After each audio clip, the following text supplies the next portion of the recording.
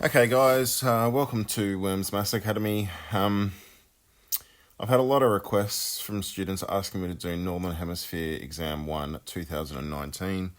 I've also heard it's really hard. I've sort of been avoiding it a little bit because I've been working non-stop and I'm pretty tired, so there's a pretty good chance that I'll stuff a lot of things up. But let's see how we go.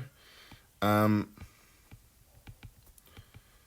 be interesting to see if it is as hard as students say, or whether it's because it's a new exam and they're trying to do it under time conditions, or just because it's different to what they've seen in the past. But let's have a crack. Hopefully we can get it done within an hour. 8 questions. Generally that means it's bad because there's a couple of really long questions in it, which makes it a bit harder.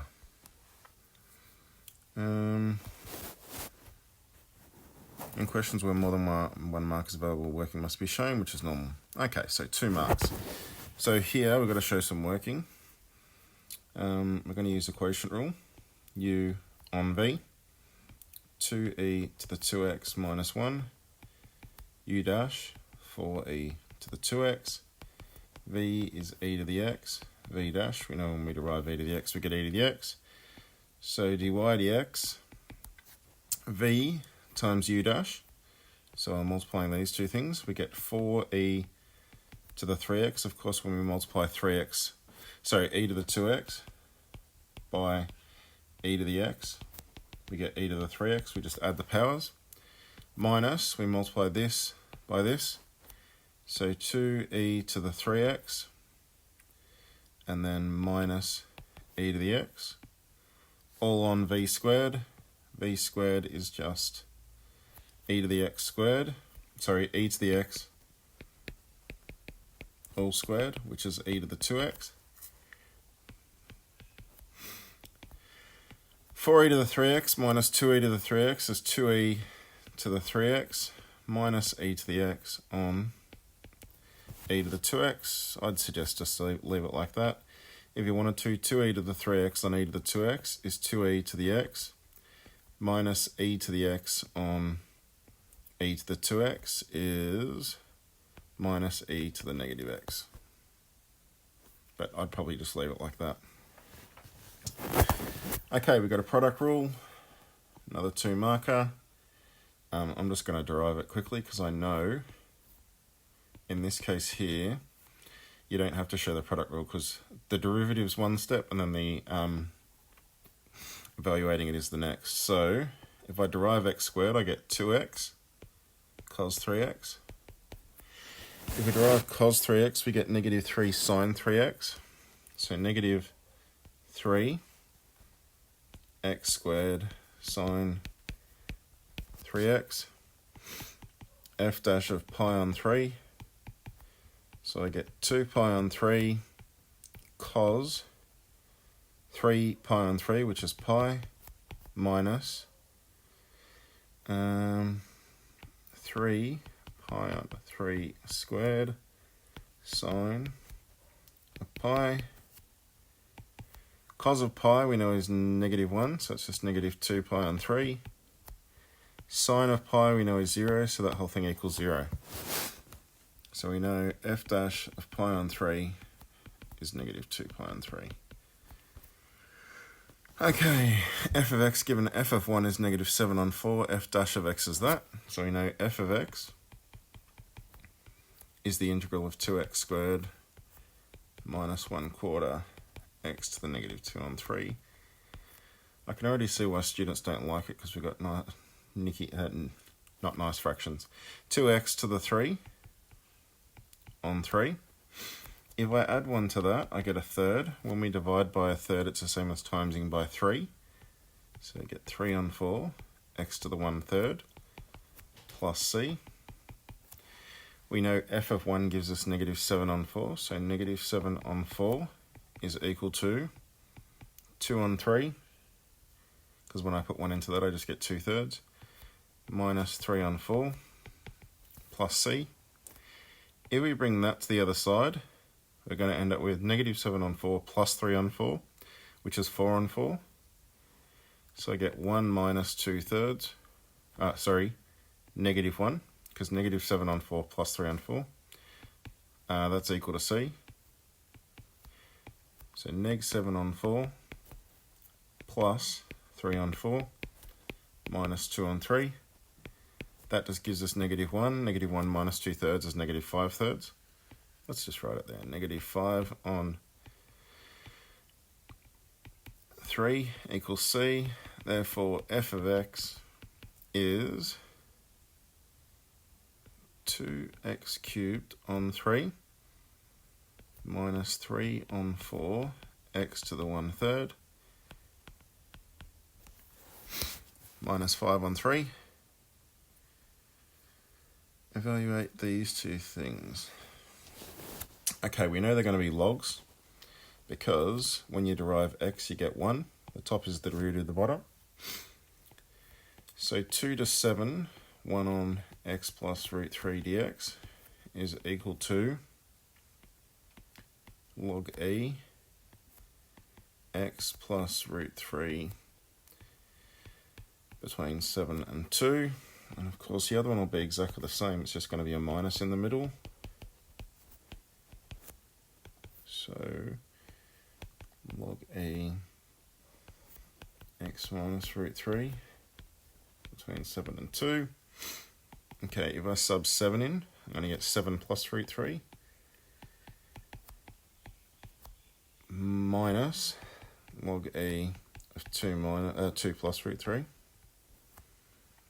which is log e of 7 plus root 3 over 2 plus root 3. We're going to get the same thing here, log e of 7 minus root 3, minus log e 2 minus root 3, which gives us log e of 7 minus root 3 on 2 minus root 3. Show that, okay, so a half, 1 plus x minus root 3 plus 1 on x plus root 3. Okay, we've got to get them over a common denominator, so we get a half. I'm going to put an x plus root 3 on top, plus x minus root 3 on top, over x minus root 3, x plus root 3. On top they're going to cancel, so I get a half 2x, and then on the bottom we've just got a difference of 2 squared, x squared minus 3. They cancel, so it's x on x squared minus 3. Use your answers to part that and that to evaluate that. Okay, so if we said from 2 to 7, 1 on x minus root 3 plus 1 on x plus root 3 dx, we would get the addition of these two things, but there's a half out the front. To evaluate that, so we know if they're equivalent, that is equal to a half of those, so we've got to put a half out the front. So that and this are the same. So we've got a half, we know that and that are log e of 7 minus root 3 on 2 minus root 3 plus log e 7 plus root 3 over 2 plus root 3. Okay, so we've got a half. Those will multiply. We'll get log e, 7 sevens are 49, minus root 3 times root 3 is 3. On the bottom, 2 times 2 is 4. Root 3 times root 3 is 3, which is a half log e of 46 on 1, which is just 46, or it's 1 on A, so we'll just leave it like that. I was going to bring the half up, but we don't need to because of that. Make sure you read the form. Okay, the function g has that rule. State the maximal domain. Well, we know x minus 3 has to be greater than 0. So x has to be greater than 3. So x is an element of 3 to infinity. Of course, it can't equal 3. It's a log graph. When you got a log, it's just the range is all reals. You could say g of x. Okay, find the equation of the tangent to the graph at 4, 2. So g dash of x is the derivative of the bracket, which is 1, over the bracket, x minus 3. G dash of 4 is 1 on 4 minus 3, which is 1. So our gradient's 1. X is 4. Y is 2, because it gave it to us in the question. Y minus 2 equals m. X minus 4. Y equals x. That's going to be minus 4 plus 2, which is minus 2. So that's our gradient. Sketch the graph of the function g, labeling an asymptote with its equation. Also draw the tangent at 4, 2. So I've got to draw the tangent at 4, 2. We know it's got to go through there. 4, 2. Had an asymptote at x equals 3. X equals 3. The tangent had a gradient of 1.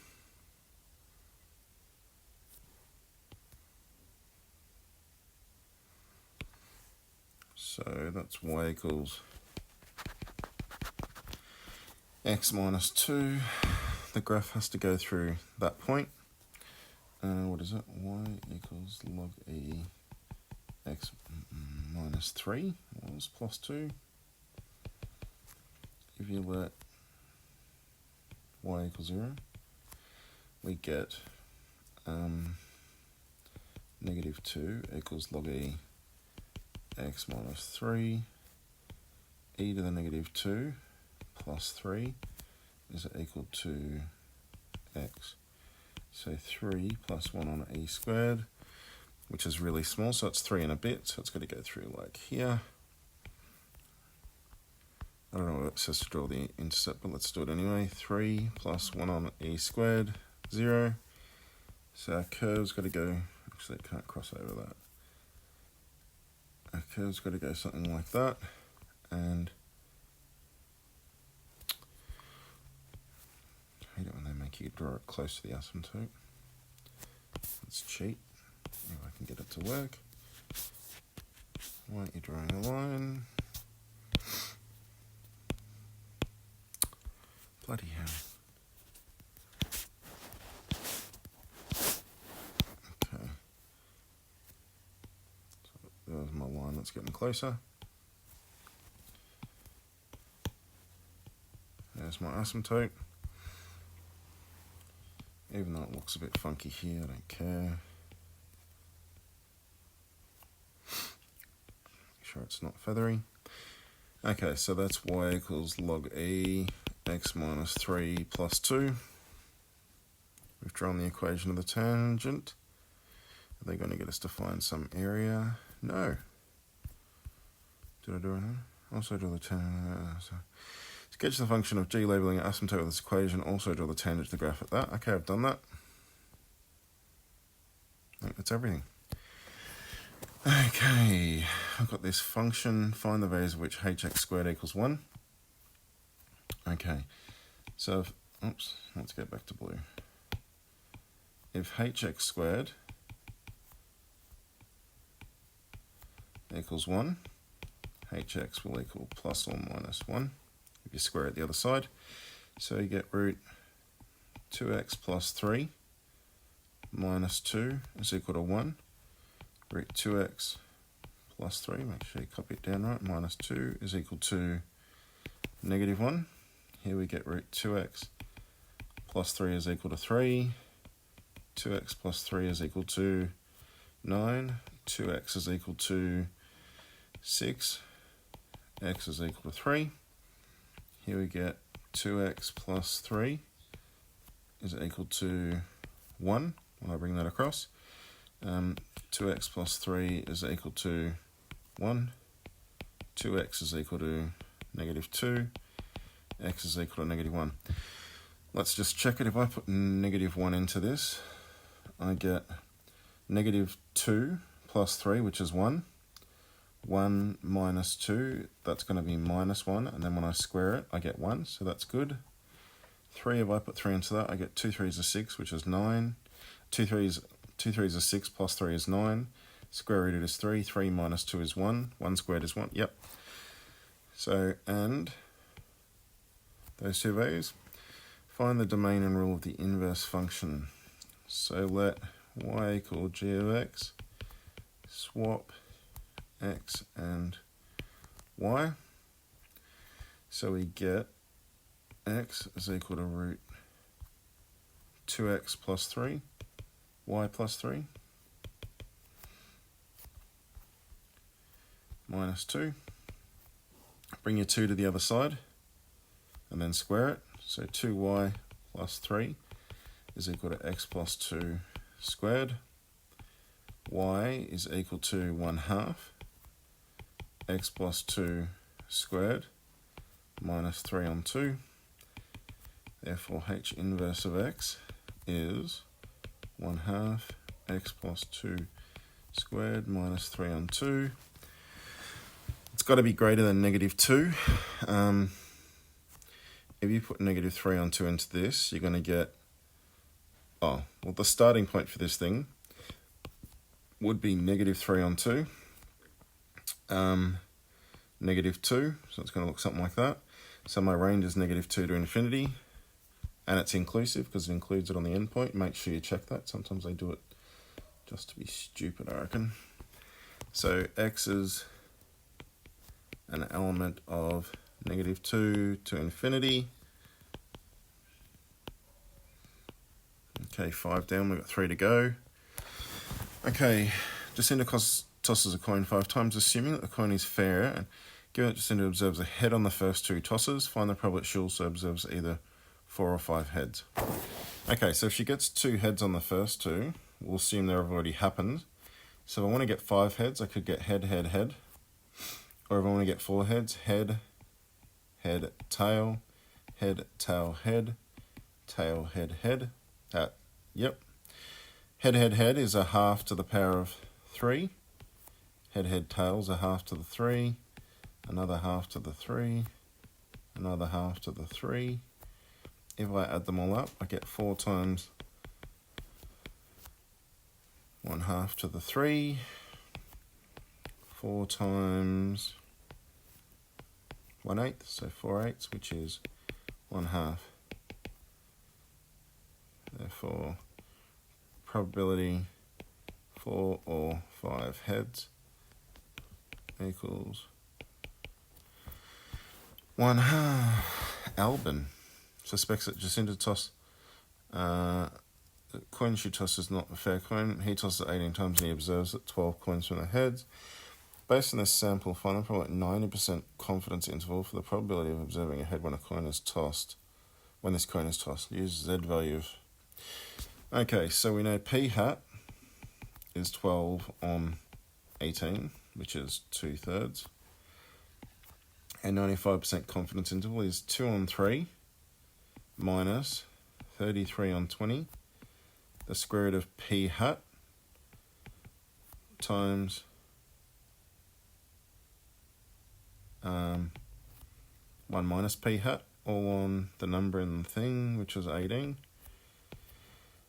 2 on 3 plus 33 on 20, the same thing, 2 on 3 times 1 on 3 on 18. Okay, 2/3 minus 33 on 20. Okay, 2/3 times 1/3 is 2/9 divided by 18, which is the same as times by 1/18, which means the 2 and the 18 cancel, so I get 1 on 81 square rooted is 1 on 9, so times 1 on 9. And then 2 on 3 plus 33 on 20, 1 on 9. That is 3, that is 11. That's 3, that's 11. Can we cancel anything else? Okay, so 2 on 3 minus 11 on 60. 2 on 3 plus 11 on 60. So we put that on 60. 40 on 60 minus 11 on 60 is 29 on 60. It's going to be 40 plus 11, 51 on 60. 51, doesn't 3 go into that? It does, we'll just leave it. Does it? 17 times 3. I'll just leave it like that, but you could change it. This looks nice. 8 marks, bloody hell. Okay, the shaded region in the diagram below is bounded by the vertical axis, so that one. The graph of the function with rule that.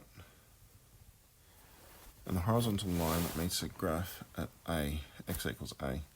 So this one here, where A is between 1 and 3 on 2, so A is anywhere in here. Let A be the area of the shaded region, show that A of A is that. Okay, so our shaded region is from 0 to A of that graph minus that line, and that line is f of A because it's the y value. So what's f of A? F of A is sine of pi A. So our area is 0 to A sine pi x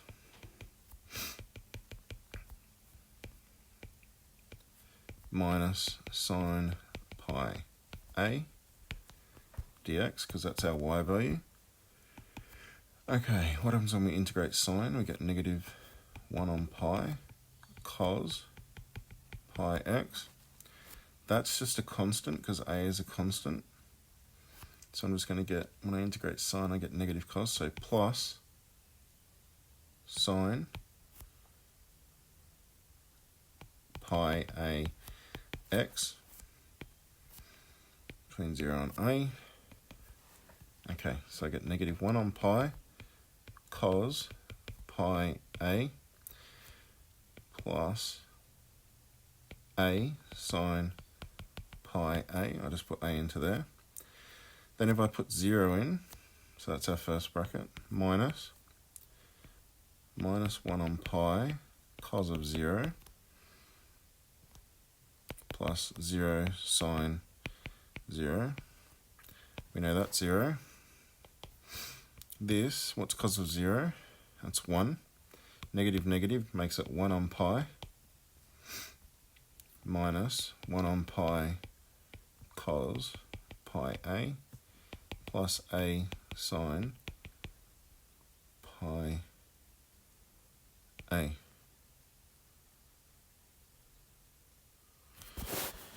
They've got minus.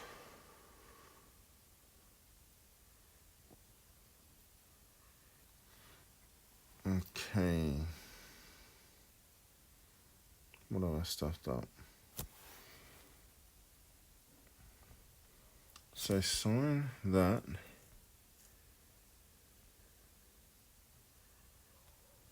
when we integrate sine pi x, if I substitute A into that, I'm going to get sine of pi A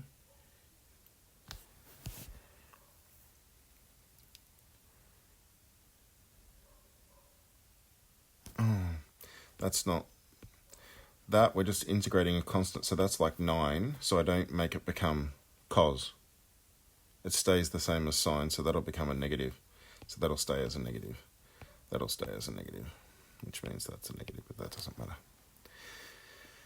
Yeah, because that is actually just a constant, like you think it's a sine function, but there's no x, so it's not a sine x function. It doesn't integrate and become cos. It's just a constant. It's just a number.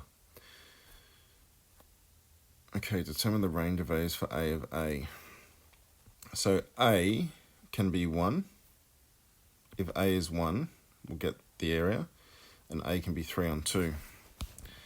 So if a equals 1, a of 1, if we put 1 into this, we get 1 on pi. Cos of pi is negative 1, so it's going to be plus 1 on pi.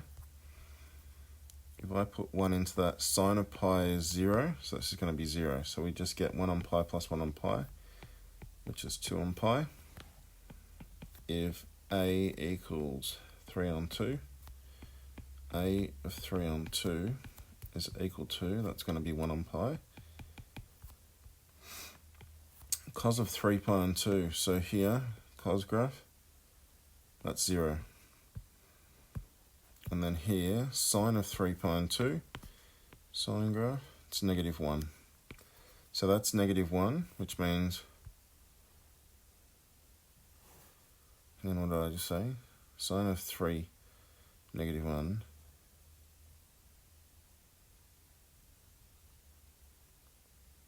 So it'll just be plus a. But we know that a is 3 on 2. So let's put that over a common factor, 2 pi. 2 plus 3 pi. So our range, our lowest value is 2 on pi. We know it's the lowest because that's got to be the smallest area, and then that's got to be the largest area. 2 on pi is less than or equal to a of a, which is less than or equal to 2 plus 3 pi on 2 pi. So we know the area's got to be between those two values, which kind of makes sense.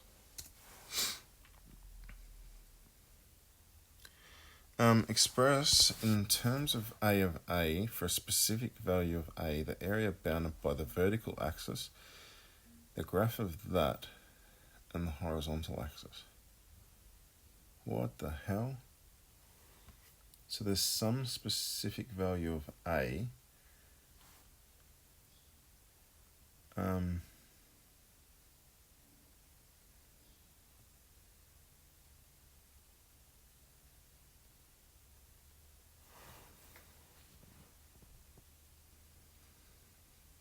For specific area bounded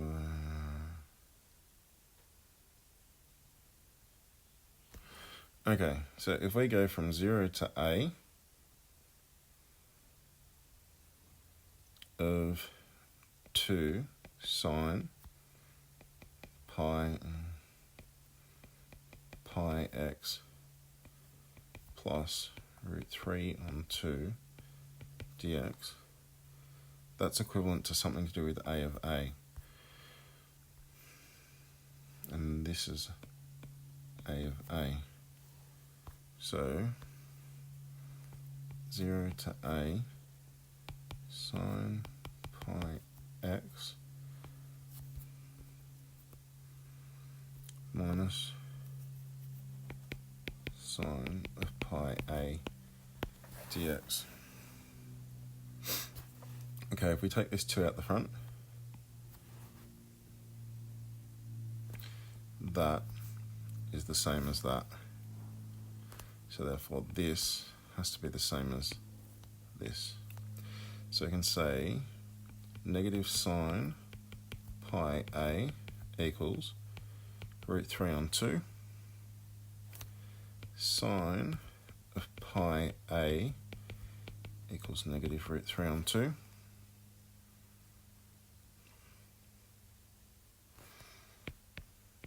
And just sine equal root 3 on 2, pi on 3.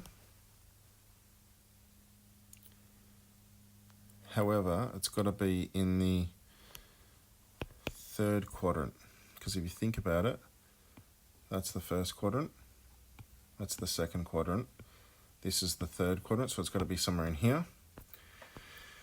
So pi a has to equal to 4 pi on 3, because pi on 3 in the third quadrant is 4 pi on 3, so that means a must equal 4 on 3. So express in terms of a for a specific value of a, the area of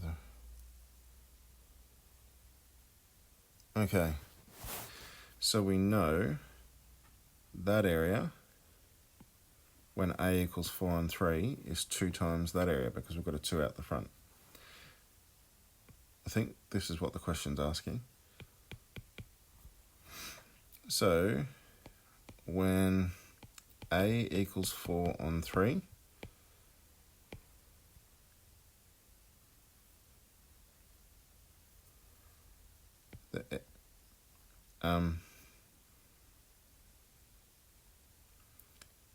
the area bounded by those other things is 2 times a of a.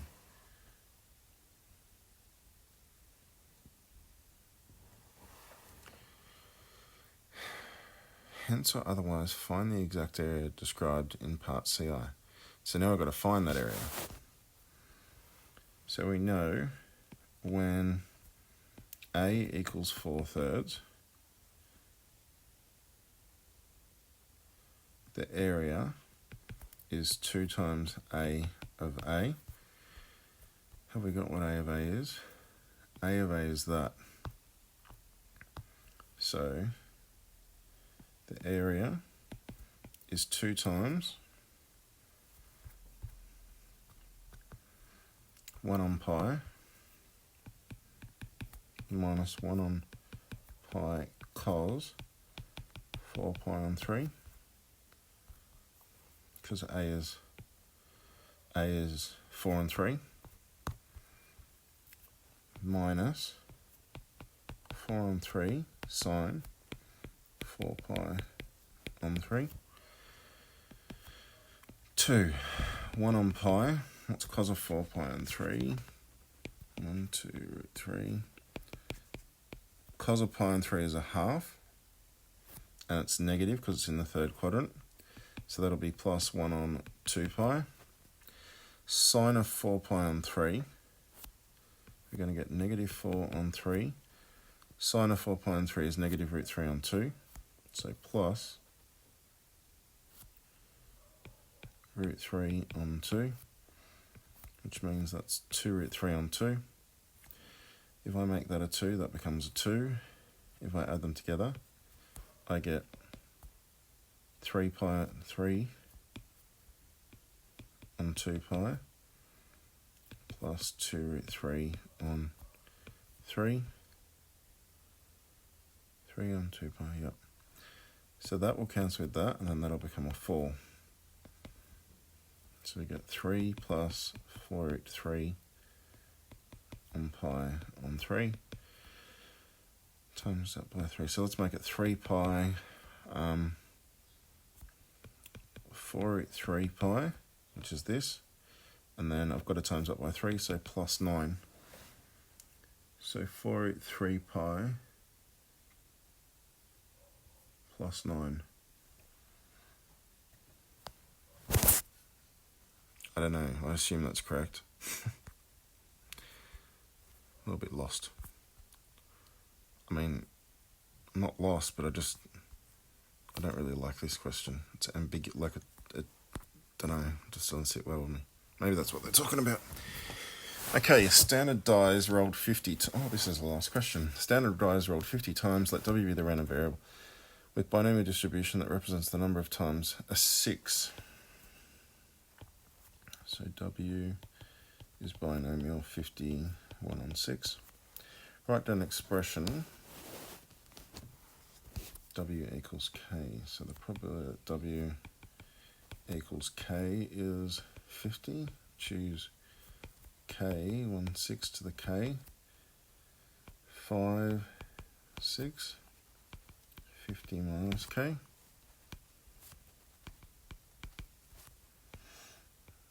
what they want. Show that W equals K plus, probability W equals K plus 1 over the probability W equals K is that. Oh, bloody hell. The probability that W equals K plus 1 over the probability that W equals K. Okay, K plus 1 is 50. Choose K plus 1, which is 50 factorial on 50 minus n factorial n minus r factorial r factorial. Okay, so n minus r, 50 minus k plus 1, so it's 49 minus k. So 50 factorial, 49 minus k factorial, r factorial, k plus 1 factorial,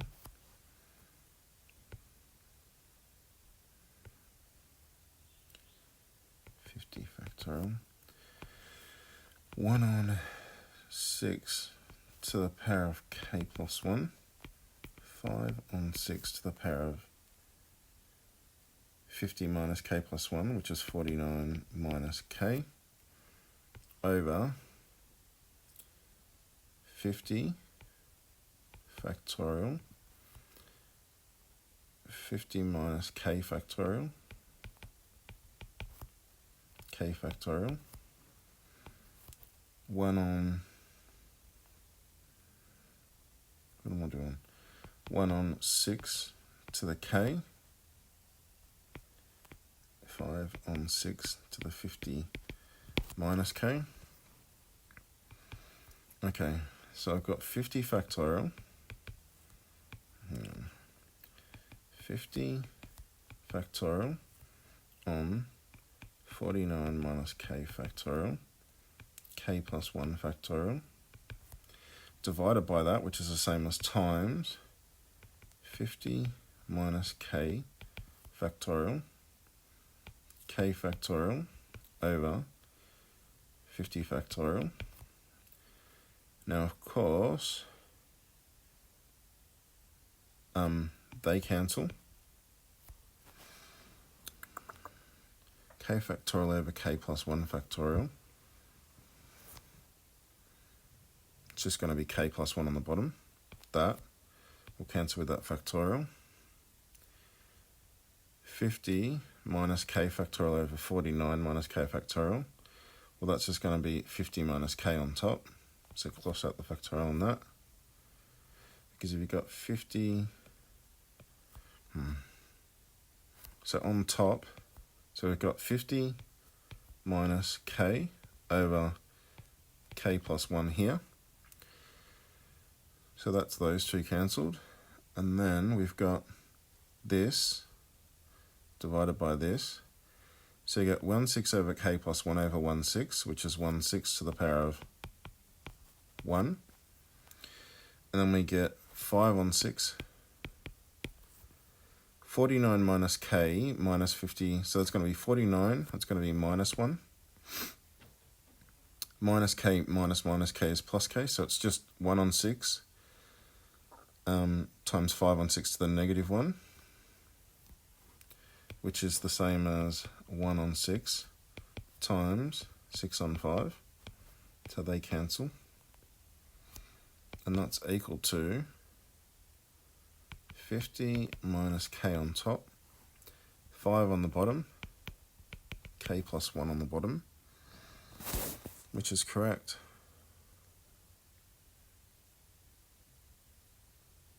Bloody hell.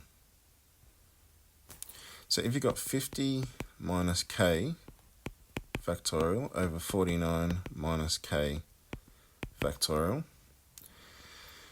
if you said 1 less than that, you would get 50 minus k, 49 minus k factorial over 49 minus k factorial. That's why they cancel and leave 50 minus k. And then the same for the other one.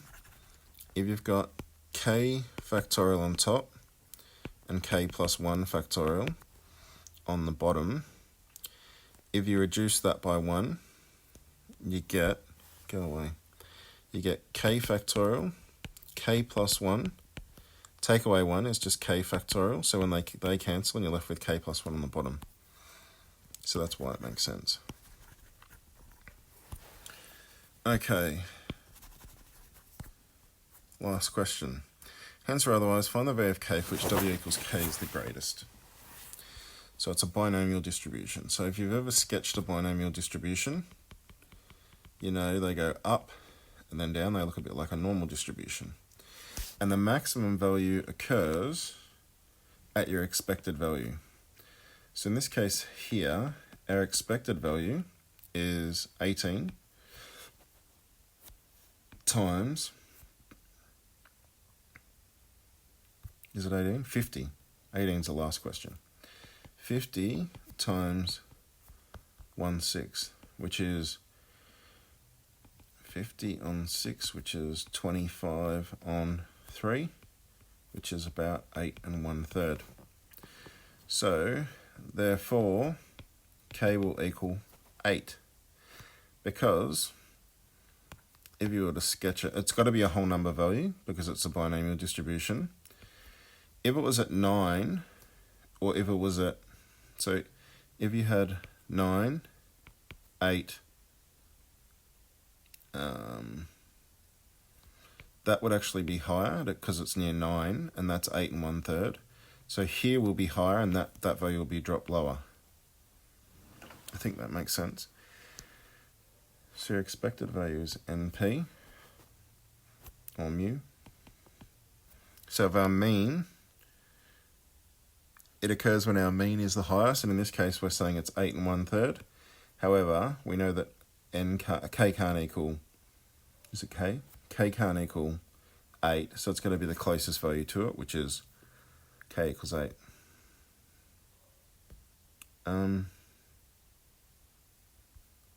Yeah. I don't know what else they wanted to do there. That makes sense to me.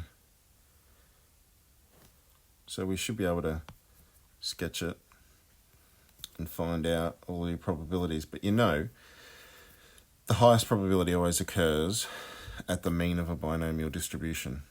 So hopefully that's enough for them to know. You know it wouldn't equal 9 because 8 1/3 is closer to 8 than it is to 9. So 8 1/3, 8's going to have the highest probability.